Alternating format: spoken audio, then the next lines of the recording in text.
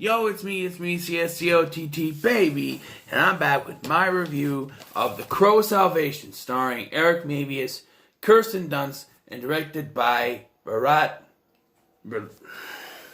Nalluri. Alright, this one is much better. I will admit, there was still like a yellow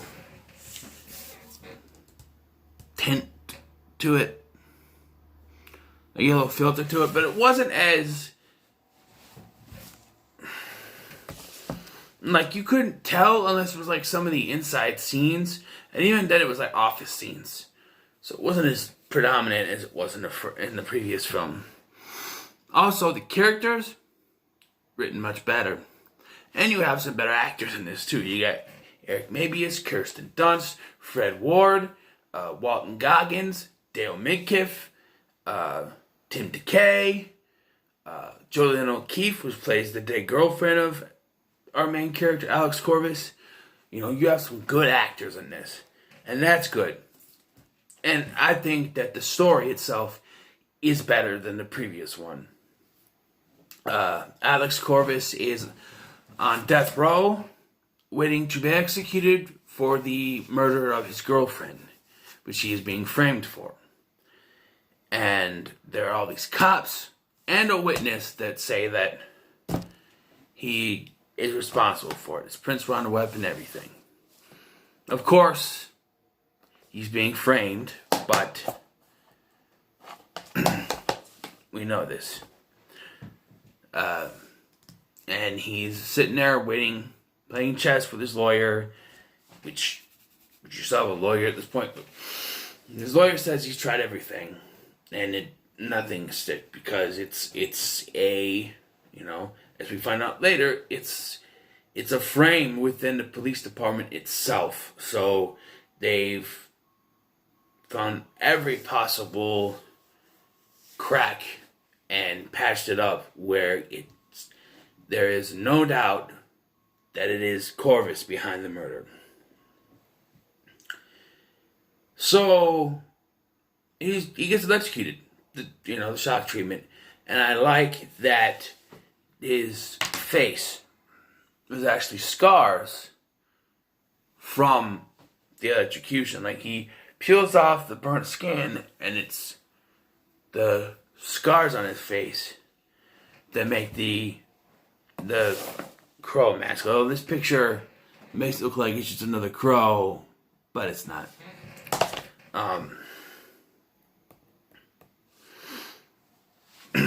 Yes, and we're once again back to a guy and his girlfriend. And, yeah, they got in an argument before she was murdered. And then the witness pointed out him. And it could be as simple as that, but it turns out the witness was actually paid by the police to do this. So, I actually like how they go about his revenge, too. He's got a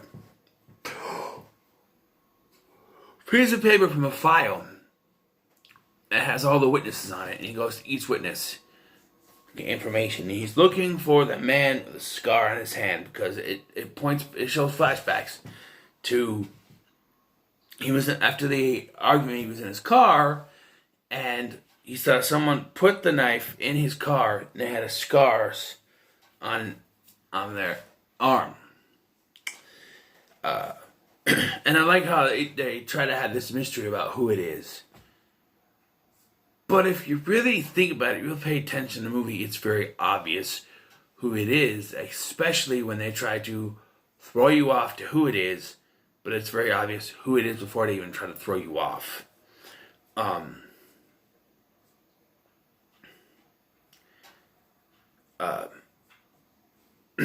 like I said, he's hunting down each of these cops and killing them for revenge for what happened. It turns out, and this is the one thing I don't really care for, but I mean, they handled it better in this one. And that's that the reason that the girlfriend was murdered was because she was doing a story about the corrupt cops. And it's better than just walking into something and finding what's going on. It's, she was doing a story and found out about what was going on, and they murdered her for it. And if you're smart enough to know who the corrupt cops are working for, of course it's the police captain. It's Fred Ward that's behind this whole thing. And if you think about it, this is very clean. The cops don't want to get caught. It's put through the systems, and he is framed. Very clean-like. And I think that's how it would be, especially if they're all cops, they're all connected, you know? I think my favorite kill scene is the one where he kills Dunn. Not necessarily what Dunn does before this, but he pulls over these people, and they've both been drinking, these women. One's passed out, the other one was driving, and he starts to sexually harass these women, and he spreads the one woman's legs apart, and he goes over to the other side to, mess with the passed out one, and Corvus is sitting there. Alex Corvus, our main character. And then she's in the back seat. Somehow he was able to get in the car, put her in the back seat. I don't know. But the guy shoots him, and he flies against the window, and it wakes the girl up. And he just goes back like it didn't even hurt him. Like, you're up! And then there's the fight scene. And it's pretty cool how he hunts down these people one by one. I think this is much better than the previous one. Although, the climax is where it kind of goes downhill for me. So, they kill the lawyer, and they set up his arm like it's the scars. So, as soon as he sees that the guy with the scars is supposedly dead, he loses his powers. What? No. One, sure, they've shown that that's how it worked in the first film, once he, killed Skank. He started to, go back, and then he realized Top Dollar was part of it. Okay? But in the previous one, Judah Earl killed the